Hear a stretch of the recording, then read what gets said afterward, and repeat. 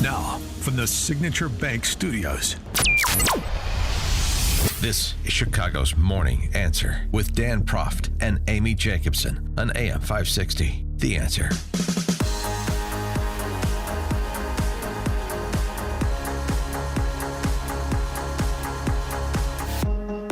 So many reactions to President Biden not running for re-election that we can't get to all of them. No. But the important ones are Barack Obama, Governor J.B. Pritzker, Newsom. and Newsom. Well, no, those two, Pritzker and Obama. They thanked Joe for his service and, for his courage to step down, blah, blah, blah. But neither of them, in their statements, endorsed Kamala Harris. Why? I don't know. Governor Newsom is endorsing Harris, Yeah. and so is Governor Shapiro from Pennsylvania.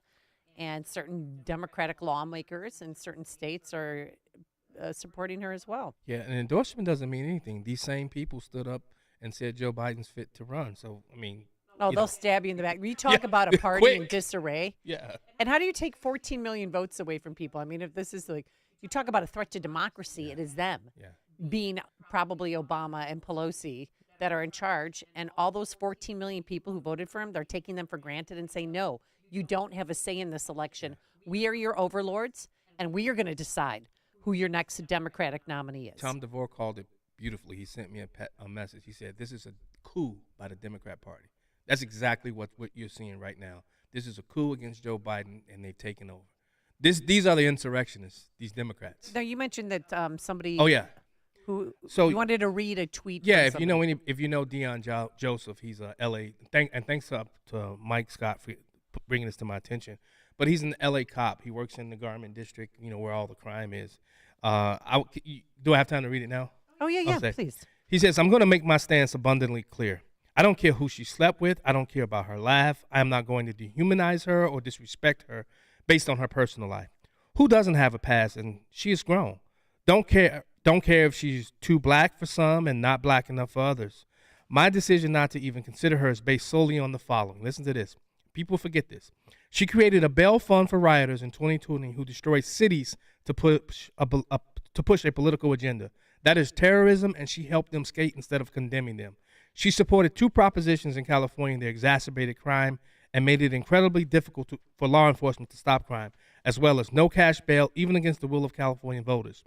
She was tasked with solving the border crisis. She only went to the border because she was pressured, and all she did was peek at it to find root causes, which is progressive code for I ain't going to do sugar honey iced tea about this. She engages in race baiting and fear mongering, which lets me know she has zero solutions to the many issues Americans are facing right now. She is even further left than Joe Biden. That's why I don't believe she is ready to lead, and her politics will slide America further down the crapper. Not because she's a woman. I would gladly and without pause vote for a woman for president. Some of the greatest leaders I have worked for were women. Just can't vote for this one because of who she is. It's not her gender. Has nothing to do with her race. I'm always proud when I see black people elevate. I just don't want any black person. I don't care about color when it comes to leadership. I just want the leader best capable to lead. Deion Joseph. He's been on this show with you and Dan before. Get him back on. Yeah. Although I got to call him out. He and I have been trying to get him on my show. And I know who I got to call. I got to send a message to his wife. She'll make it happen. She Comfort Wings. They provide some of the best wings in California. From some of the friends in L.A., they said that's some of the best wings they've had, Comfort Wings. I can't wait to get back out there. Okay. Well, I'm thank you hungry very now. much. Well, yeah, I know. We've been hungry and yawning this whole morning. We're in shock. I honestly, I'm still in shock between Trump's assassination attempt and this, because going into the weekend, people said, oh, it's going to happen Sunday. And then, no. The Clintons came out and said, we're supporting Biden 100%. The Biden campaign came out and said, we're looking forward to campaigning again, which will begin on Monday. And then a statement that was released that is now, it's not on presidential letterhead. Anybody could have done that. And who signed this? It says, I mean, honestly, we don't even know if this is his signature. Why didn't anybody take a picture of him doing this? Right. So there's so many questions that have to be answered. And with that, let's welcome back to the program Scott McKay, publisher of the Hayride, senior editor at the American Spectator, and author of Racism, Revenge, and the Ruin and King of the Jungle. Good morning, Scott. My. How are you? Amy, John, What's up, brother? A pleasure as always. All right, so where were you when you heard the news? I was. What was I doing? I was watching Nope on one of the movie channels. Oh, my. And then all of a sudden my phone blew up, and I thought there was a bit of irony in that. Y'all said something that I want to pick up on, and John, I think it was you that actually said it. This was not done by a statement on video. It wasn't done on a phone call that was recorded. There was no still photo attached to a press release. It was a letter that could have been written by anybody, okay? And we have neither proof of intent nor of life at this point from Joe Biden. Ooh. And I'm not making an accusation here. I'm just offering up the facts. Because for something as momentous as this, you would expect a video statement. And you didn't get it. And it's a profound 180-degree reversal of Joe Biden's position from 24 hours previous to this statement going out. Who got to him? Pelosi, Obama, both? I've said all along that Barack Obama was the power behind the throne here. I think it's patently obvious I was right. Yep. Obama fired Biden. It didn't matter that they had cleared the field for him. He had 14 million people that had voted for him. None of that mattered.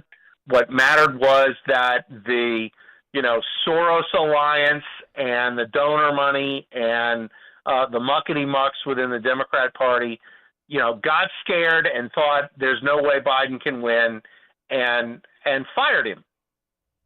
And they did it without even, it clearly was not Joe Biden's idea. Now, what ideas Joe Biden is capable of at this point is a very fruitful subject for conversation, or maybe not at all fruitful. But this clearly was not Joe Biden's call. This call was made for him, and it kind of throws open for ridicule the idea that these people are out there protecting, quote unquote, our democracy against Donald Trump. They keep using the word "our democracy," which is not actual democracy. Our democracy and democracy are not the same thing, and you saw that, I think, pretty clearly yesterday. Do you think that this will turn into an epic miscalculation?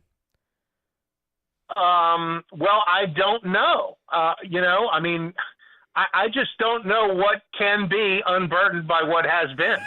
And I think that we're going to get a taste of that, like a real big taste of it in the next, coming days when Kamala Harris has to go reintroduce herself to the American public.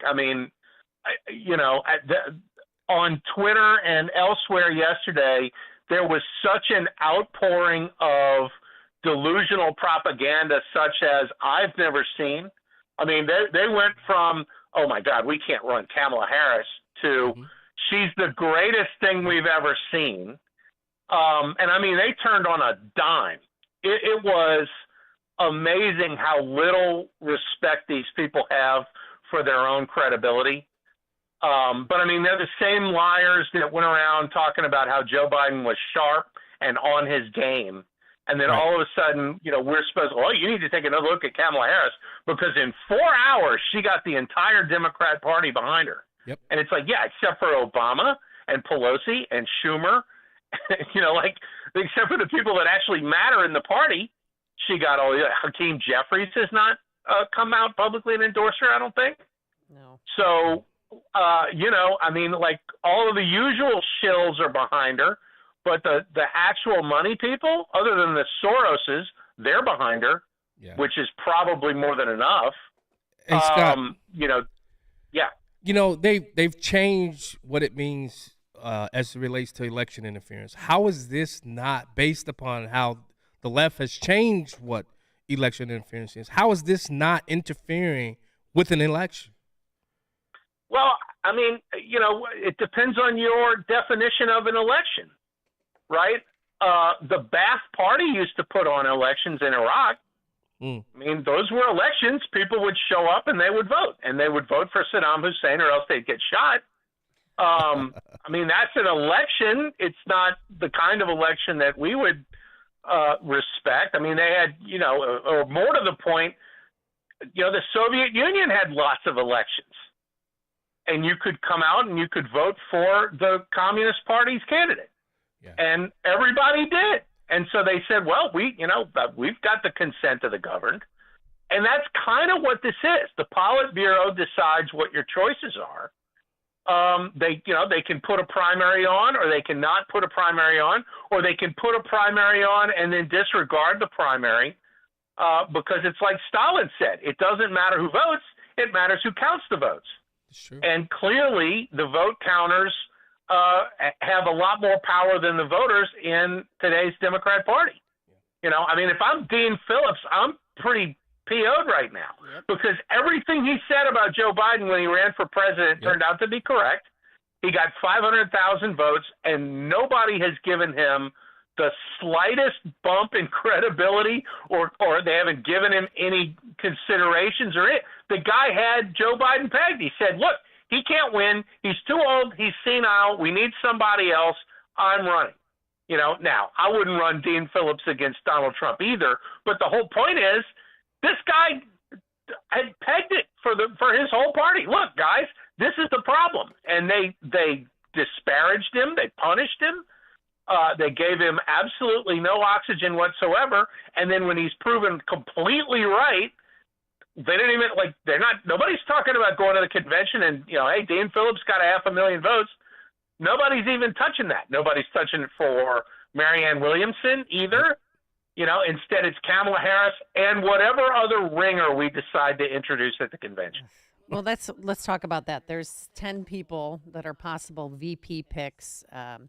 Governor Newsom, Governor Shapiro's already come out and endorsed the anointed one, Kamala Harris. Who do you see as being the strongest running mate for her? Well, it sounds like they like Shapiro. I don't know anything about him other than he's the one Democrat governor out there who's not 100% opposed to school choice. I tend to think that will play worse for him because Randy Weingarten and the other communist that runs the NEA, the teachers' unions are going to have a say in all of this. That's a big chunk of the Democrats' money comes from them, and they're going to need a whole bunch of it. So I think that may preclude Shapiro. But, their biggest problem is they need somebody from Middle America on that ticket. Yeah. Because, Joe Biden could run around and, I'm Scranton Joe and all this other garbage that he used to say. I mean, that was kind of his brand, was that he was, a hard hat working man type of candidate, even though there's not a single callus on Joe Biden's hands. Well, what about Pete Buttigieg? But, you run San Francisco Camel and you got a big problem. What's that? Pete Buttigieg, he's from Indiana. Yeah, I guess that would be a way to say, hey, here's our Middle America vice president. I don't know that Middle America automatically associates with Pete Buttigieg for obvious reasons. But there's a lot of people on Twitter talking about Buttigieg and saying that Harris Buttigieg is an unbeatable ticket. Oh, please bring us that ticket. Please, I want that to be the ticket. I want that to be the ticket. Yeah, that's, don't throw me into that briar patch, right? I mean, I'm fine with that. If that's the way that they want to go, then absolutely. Yeah. Knock yourself out. Scott, what do you think the Harris campaign? If it's Kamala Harris, what's her campaign messaging against Donald Trump?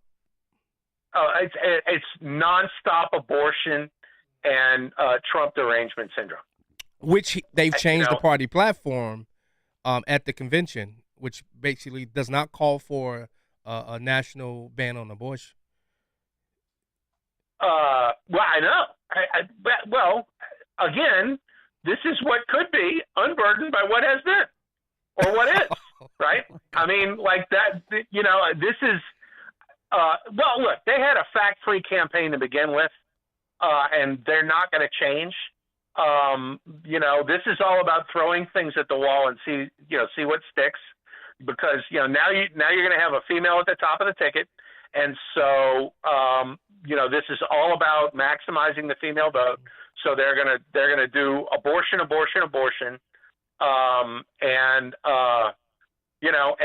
all about how Trump is a threat to our democracy. Even though the our democracy thing is it's kind of a sore spot, because, like, wait a minute, like, we had a real primary on the Republican side. I mean, there were lots of candidates and lots of money spent and all the rest. I mean, that was a real electoral primary, and you guys had none, and you're the ones that want to talk about democracy. But my guess is they're going to do it anyway. They can't. I mean, you're going to run on Bidenomics. You're going to run on the border. You're going to run on, you can't run on any of those things, because Kamala Harris's fingerprints are all over those, and they're not successful.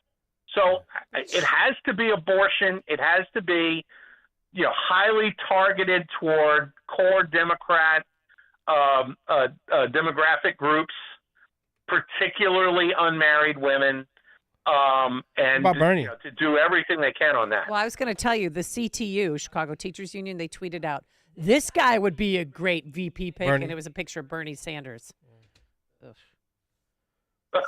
He's got the Bernie bros. Okay. Like, if you want to do that, go right ahead. Go back to an 80-year-old man. You want to put J.D. Vance and Bernie Sanders in a debate? I mean, that I would fantasize about that. I think that would be an extremely interesting thing. I mean, like, first of all, you do that and you're going to negate the advantage that they're now going to claim, which is Donald Trump is too old to be president, and Kamala Harris is, Gen X.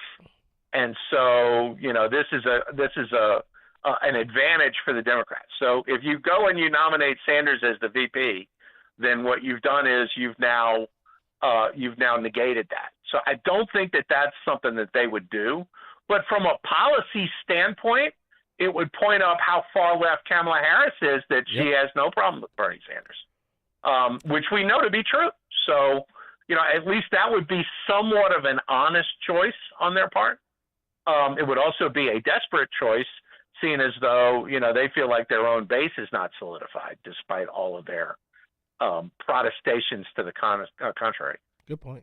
All right, Scott McKay, so glad we had you on, especially today. Publisher of the Hayride, senior editor at the American Spectator, and author of Racism, Revenge, and Ruin, and King of the Jungle. Thank you, Mr. McKay, for joining us. Have a great day. Yes, ma'am. Yes, sir. Y'all have a good one. Yep. You too, and he joined us on our turnkey.pro answer line. Listen to podcasts of Dan and Amy from the AM 560 mobile app. Download it today at 560theanswer.com/mobile. From breaking news and weather across the country to insight from the brightest minds in conservative opinion, it's Salem News Channel. Home to the biggest shows on TV, like Dennis Prager weekdays at noon Eastern, followed by Jay and Jordan Sekulow at 2. Join SNC, where facts are sacred, critical thinking is celebrated, and the pursuit of truth is unwavering. Watch Salem News Channel free now on Xumo Play. Learn more at snc.tv/Xumo. Join me, Dennis Prager, on an unforgettable Bible cruise to the Caribbean, November 29th to December 8th, 2020.